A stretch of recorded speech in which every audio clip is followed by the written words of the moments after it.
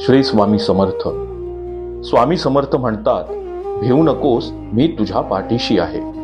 मित्रांनो, आज प्रत्येकाच्या घरात आजार आहे. कुणाला शरीराचा, कुणाला मनाचा, कुणाला आर्थिक, तर कुणाला नात्यांचा.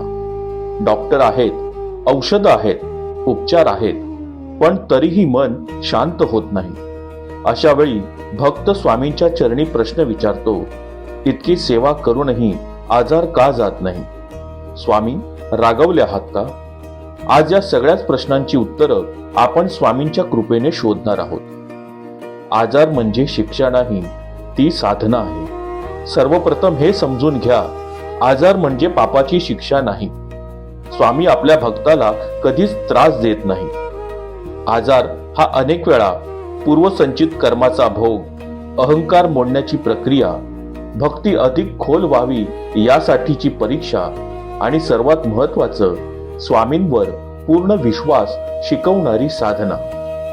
स्वामी आजार देत नाहीत, पण आजारातून मार्ग दाखवतात. आजारासाठी स्वामींची कुठली सेवा करावी?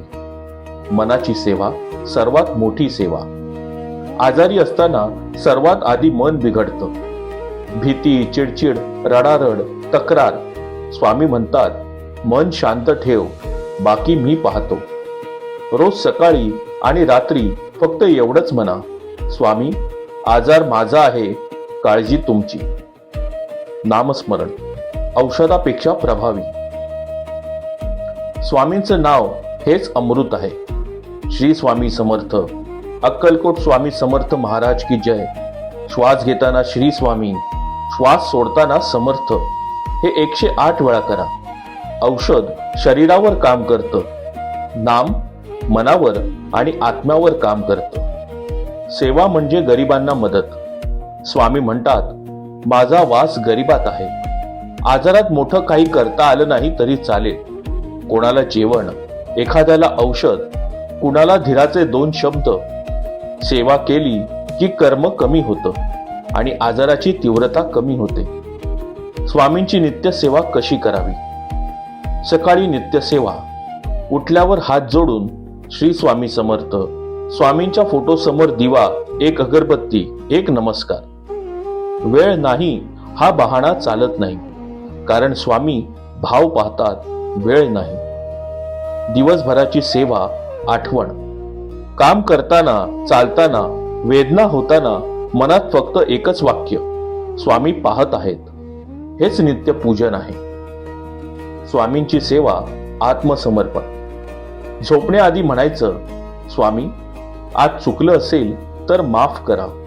आज सहन झालं ते तुमच्यामुळे आणि उद्याचं आयुष्य तुमच्या हाती. ही सेवा केली तर मन शांत झोपतं आणि शरीर लवकर बऱ्याचं होतं. तब्येतीत 100% फरक पडतो. आता सगळ्यात महत्वाचा प्रश्न, खरंच फरक पडतो का? हो मित्रांनो, फरक पडतो, पण एक अट आहे. सेवा मागणीसाठी नव्हे, समर्पणासाठी करा. जेव्हा भक्त म्हणतो, स्वामी मला बरे करा, तेव्हा वाट लांब असते.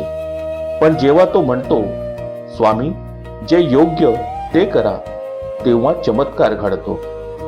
कधी आजार जातो, कधी वेदना कमी होतात, कधी मन इतकं मजबूत होतं की आजार असूनही आनंद राहतो.